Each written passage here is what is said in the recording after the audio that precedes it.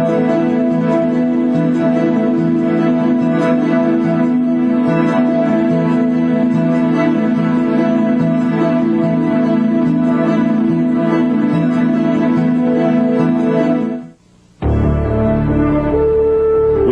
now to a conversation with David Miscavige. Once again, Ted Koppel.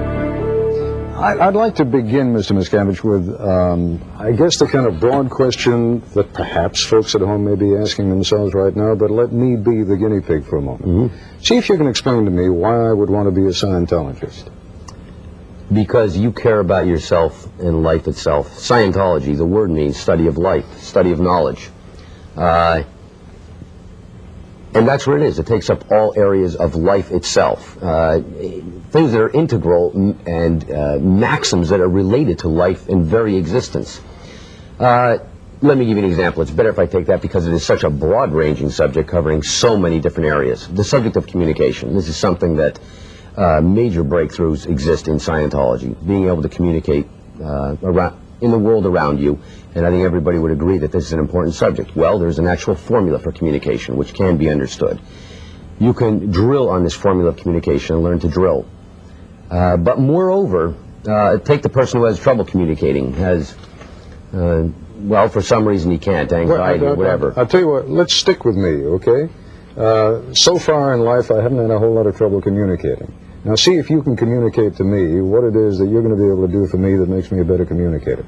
Well, in Scientology, you don't do anything for somebody else. Scientology is something that requires somebody's active participation. Then, fine. Certainly, let me explain something. I want to participate. I want to be active. Okay, what in your life, Ted, what in your life do you not feel is right that you would like handled? I feel perfectly comfortable with my life. I like my job. I'm happy with my family. I love my wife. I'm healthy. I'm perfectly content. That's why I'm asking you, what is it you can do for me? Well, number one, I would never try to talk you into that Scientology is for you. You see, that's the funny thing about this, is if I'm now going to give a sales pitch to you on Scientology, believe me, Scientology is valuable enough that it doesn't require any sales pitch. But let's look at it this way, then, what Scientology does. If you look out across the world today, you could say that if you take a person who's healthy, doing well, like yourself, you'd say that that person is normal, not a crazy, not somebody who's a psychotic. You look at a wall and they call it an elephant. Would you agree with me on that? So far, I got no problem. Okay, and you can see people below that. Right.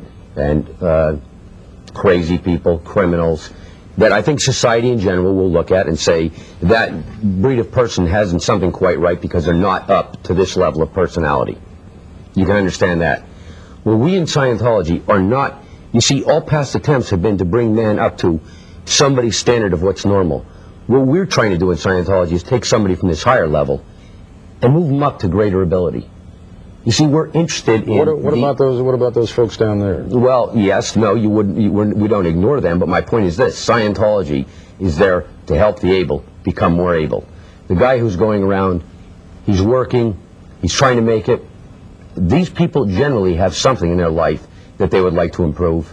And in any event, if you can increase that person's ability, the one who's chipping in, the one who's able, and bring him up higher, the sphere of influence that he affects in the world around him can be much greater, and he can get on and do better. Now, Mr. Miscavige, when you and I talked the first time, a few months ago, I said to you I was going to come after you on some of these issues. I am a cynic by nature. I guess that's why I like being a reporter. Mm-hmm. What you have described to me there fits perfectly with the image that I have of Scientology, namely, you're interested in folks who are producing. Mm-hmm. Another way of saying that is you're interested in folks who've got money and who can pay to work their way up the Scientology ladder.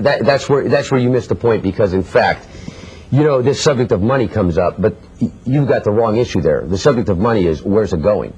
You see, another part that isn't in that piece, the money in Scientology isn't going to me, it's not going to my colleagues.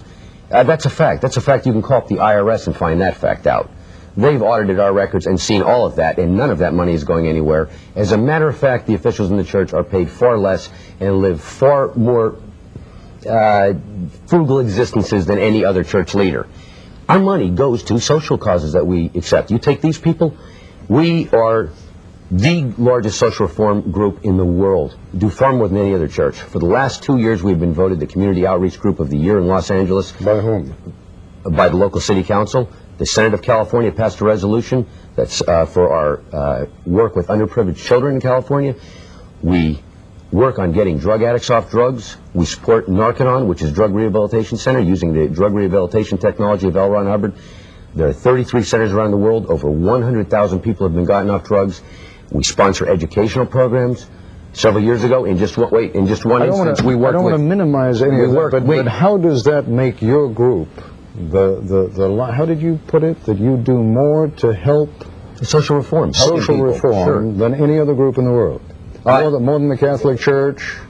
More accurately is per size. And when you put it in that rate, in other words, how big Scientology is compared to any others, the amount that we do on that subject, there's not even anybody comparable. Okay, we've got to take a break. We'll continue our discussion with David Miscavige in a moment.